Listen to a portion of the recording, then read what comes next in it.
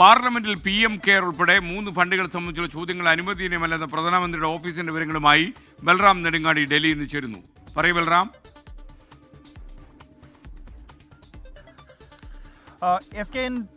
PM care fund, ഒപ്പം തന്നെ പ്രധാനമന്ത്രി ദുരിതാശ്വാസ ഫണ്ട്, ഒപ്പം ദേശീയ പ്രതിരോധ ഫണ്ട് എന്നിവ സംബന്ധിച്ചുള്ള ചോദ്യങ്ങൾ അനുവദനീയമല്ല എന്നുള്ളതാണ് പ്രധാനമന്ത്രിയുടെ ഓഫീസിന്റെ നിലപാട്.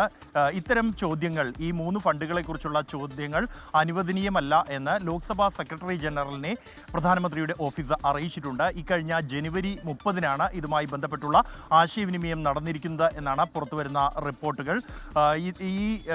ഇത് സംബന്ധിച്ചുള്ള ചോദ്യങ്ങൾ ലോക്സഭാ ചട്ടം 41(2)(8), 41(2)(17) എന്നീ ചട്ടങ്ങൾ അനുസരിച്ച് സ്വകാര്യ വിവരങ്ങൾ സംബന്ധിച്ചുള്ള, അതായത് സർക്കാരിൻ്റെ നിയന്ത്രണത്തിലല്ലാത്ത സ്വകാര്യ വ്യക്തികളുടെയോ കമ്പനികളുടെയോ അല്ലെങ്കിൽ ട്രസ്റ്റുകളുടെയോ നിയന്ത്രണത്തിലുള്ള വസ്തുക്കൾ എന്ന ചോദ്യങ്ങൾ അനുവദിക്കാറില്ല. ആ ഒരു ചട്ടങ്ങളിൽ ഉൾപ്പെടുത്തിക്കൊണ്ട് ഈ വിഷയങ്ങൾ, ഈ 3 ഫണ്ടുകൾ സംബന്ധിച്ചുള്ള ചോദ്യങ്ങളും ഒഴിവാക്കാനുള്ള നിർദ്ദേശമാണ് പ്രധാനമന്ത്രിയുടെ ഓഫീസ് നൽകിയിരിക്കുന്നത്.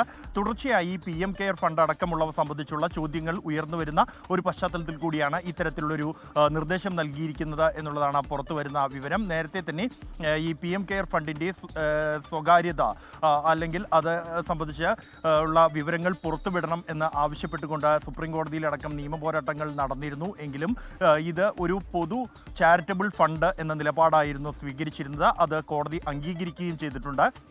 അതുകൊണ്ട് തന്നെ PM കെയർ അടക്കമുള്ള ഈ 3 ഫണ്ടുകളുടെ വിവരങ്ങൾ ചോദ്യങ്ങൾക്ക് മറുപടിയായി പങ്കുവയ്ക്കാൻ കഴിയില്ല. അത്തരം ചോദ്യങ്ങൾ അനുവദിക്കരുത് എന്നാണ് പ്രധാനമന്ത്രിയുടെ ഓഫീസ് നിർദ്ദേശം നൽകിയിരിക്കുന്നത്. ലോകത്തെവിടെയായാലും ഏത് സമയത്തും 24 വാർത്തകളും ഓഗ്മെന്റഡ് റിയാലിറ്റി പാക്കേജുകളും എക്സ്പ്ലെയിനറുകളും വിശദമായി കാണാൻ ഞങ്ങളുടെ YouTube ചാനൽ നിങ്ങൾക്ക് സബ്സ്ക്രൈബ് ചെയ്യാം.